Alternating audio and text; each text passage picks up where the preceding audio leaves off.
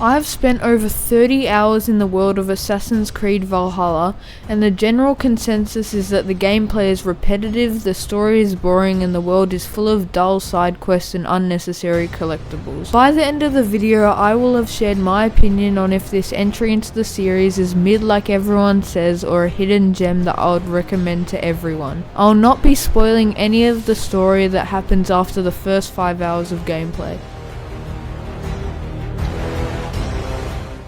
Firstly, let's talk about the start of the game. You're put into a young Eivor's shoes as he is attending to a celebration for his tribe. Halfway through the party, an enemy clan attacks the longhouse and both Eivor's parents are killed, barely escaping his older brother. Eivor and his clan decide to move to England, hoping for a fresh beginning and aim to forge alliances with the different regions within this massive open world. Most of the game is made up of many battles where you are raiding, killing and reaping the rewards that are usually armor, trust, riches or abilities. Now we talk about the combat of Valhalla, which is so far has been the best part of the game. For being such a crucial part of the Assassin's Creed experience, the stealth and assassinations are pretty rare, and you could probably play the entire game without secretly killing anyone, but there is still an option. The much more fleshed out combat is the real star of the show. The dismemberment is bloody, the weapons feel varied, and there is a very large number of enemy types with different attacks and amount of health and power. I really do love the combat in this game, even if it does not really suit the gameplay of a game with the word assassin in the title. Next up, we talk about the world and exploration, which I mixed thoughts about. The world is absolutely massive, but if I was placed in the most random spots on the map, I would not be able to tell where I am, while the other games I could tell which region or area I'm in. Even though most of the areas look pretty similar, the huge explorable area is very beautiful and looks visually stunning. The rivers and coastlines are my favorite parts, and they are the most distinguishable and, in my opinion, the most fun areas to explore in the game. There are many quests and collectibles spread across the map, and even though these are short adventures, they are a good way to get rewarded for exploring, and some of the mini quests you can find are pretty fun. When you arrive in England, you create a settlement, and by raiding other villages and monasteries, you collect materials to improve your village with. You can build many different buildings to make yourself at home, like a tattoo shop, a bakery, a horse stable, and a shipyard, to name a few. There are two main ways to get around other than walking, and that is riding your horse, which you can customize a train, and your longship, which keeps you get around through many of the rivers which run all the way through England. The longships feel large and heavy to control,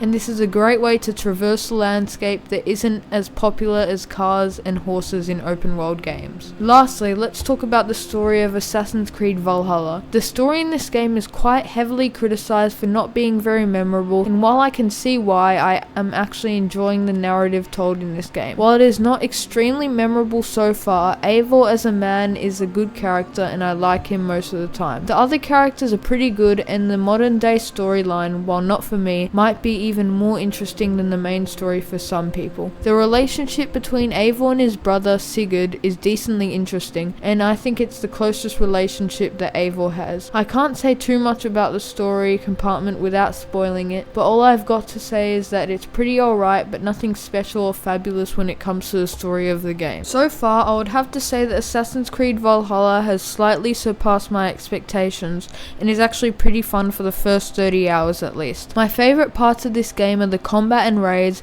but the exploration has been decent as well. I hope that new ideas keep getting introduced as I progress the story, as many people have said that the game is extremely repetitive, but I have only seen this a bit with the main story and quests. Overall, I think Assassin's Creed Valhalla does not deserve all the hate, at least in the first 30 hours. If you would like to see a full-on video once I finish the game, please subscribe.